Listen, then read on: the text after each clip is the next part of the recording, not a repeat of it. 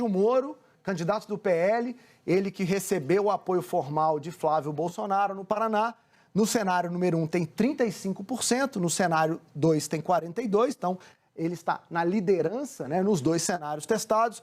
O Requião Filho do PDT tem 18% em um cenário e 24% no outro. O que é a diferença aqui, Júlia? É o papel do Rafael Greca, ex-prefeito de Curitiba, que no cenário 1 está testado, tem 15 pontos, no cenário o nome dele está fora. O voto dele basicamente se distribui entre Moro e Requião Filho. O voto, né, vai para os dois lados, vai um pouco também ali para não vai votar, para o indeciso.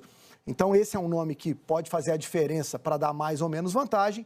Mas aqui no Paraná, a gente tem que prestar muita atenção nesse quarto nome, Sandro Alex, o nome escolhido por Ratinho Júnior, do PSD, para ser o candidato à sucessão no Paraná. Por que é relevante? Hoje ele pontua 5 a 6 pontos no primeiro ou no segundo cenário, estaria então em quarto lugar nesse começo de corrida eleitoral, mas olha que curioso, Júlia e Otávio. Quando a gente vai avaliar sobre a definição do voto dos eleitores, a indefinição no Paraná é ainda maior do que a indefinição no Rio de Janeiro. 67% podem mudar ainda a sua posição de voto. E o que pode fazer a diferença lá é esse resultado que a gente vai ver aqui, vamos, né, no telão todo dá para ver, a aprovação do Ratinho Júnior sempre muito alta. Nesse momento, Otávio, 80% dizem que Ratinho Júnior tem o seu governo aprovado. É um número muito alto. E a consequência disso, que pode mudar a eleição para governador, é essa. Eu pergunto, você acha que Ratinho Júnior merece eleger um sucessor que ele indicar? 64% dizem que sim. Esse número já foi até maior, 70%, lá em agosto de 2025. Mas agora, abril de 26, 64% ainda dizendo que sim, ele merece. Ou seja, o Sandro Alex, que está lá em quarto lugar, tem todo o uso da máquina, da força. O Ratinho Júnior abriu mão da candidatura presidencial para cuidar disso aqui, né, para fazer essa diferença, e na minha visão é isso que pode mudar o jogo no Paraná. É um quadro completamente inverso ao do Rio de Janeiro. Aqui o governador tem um forte peso para alavancar seu candidato, e aqui no Rio de Janeiro o ex-governador Cláudio Castro é necessário manter uma distância do Douglas Ruas para que ele possa crescer. Exato.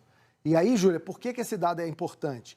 Porque o que vai fazer diferença? Por exemplo, no Paraná, 11% acham que o Requião Filho é o candidato do Lula. 87% não sabem responder essa pergunta. E o ex-presidente Bolsonaro vai apoiar quem? 23% dizem que ele vai apoiar o Sérgio Moro. Ou seja, já tem aqui um começo de vinculação, mas ainda tem 76% do eleitorado que não sabe disso. Agora, a informação mais importante, que, como eu disse, pode mudar o jogo. E quem o governador Ratinho Júnior apoia nesse processo? Olha lá, Otávio.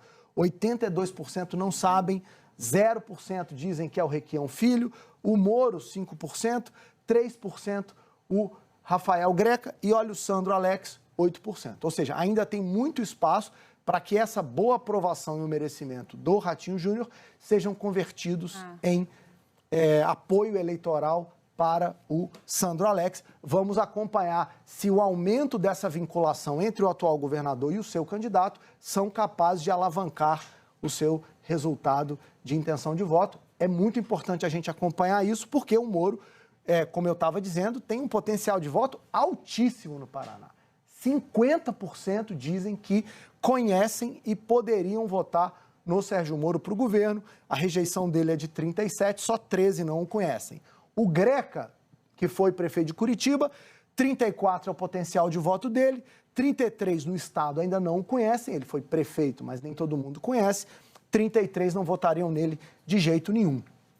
O Requião Filho, que, como eu mostrei a intenção de voto, começa muito bem o jogo, ali está em segundo, tem um potencial de voto do tamanho do Greca, mas a rejeição dele é maior, 47% a 33%. Olha aqui o que acontece com o Sandro Alex, 9% é o potencial dele de voto, 13% é a rejeição, está lá no cantinho, e 78% não sabem quem é esse nome. Ou seja, Júlia, a pergunta que você me fez sobre o Douglas Ruas serve aqui porque é o mesmo mecanismo.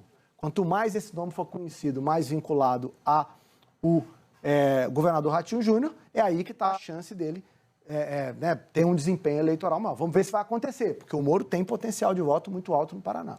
Agora, para a gente, antes de pular para o Pará, que é o nosso último cenário, você consegue ver espaço para uma disputa entre direita e direita? Porque, claro que o Sandro Alex é evidente vai crescer. Eu não sei se vai crescer o suficiente para uma vaga no segundo turno, mas que ele vai crescer quando a campanha começar. E o governador tem 80% de aprovação, é evidente que alguma coisa ele vai transferir para o Sandro Alex, se ele for mantido como candidato, né? Que tem isso também.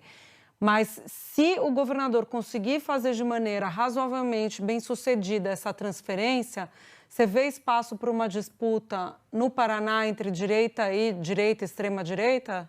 É claro, Júlia, por um detalhe muito importante. A eleição no Paraná parece reproduzir o que a gente viu na Prefeitura de Curitiba. Prefeitura de Curitiba, 2024, a gente viu uma disputa exatamente nos termos que você está sugerindo. A extrema-direita competindo com a direita. A direita, nesse caso, acabou vencedora, apoiada justamente pelo grupo político do atual governador, e a Cristina Grâmel, que era... então foi, né, o Eduardo Pimentel que ganhou a eleição contra a Cristina Grâmel, que era a candidata mais bolsonarista. Ela acaba perdendo a eleição, porque justamente pela forma como a esquerda acaba fazendo a diferença nesse caso. A esquerda acaba apoiando o grupo do Ratinho Júnior na prefeitura contra a Cristina Grâmel. Isso pode se repetir também no caso do estado do Paraná.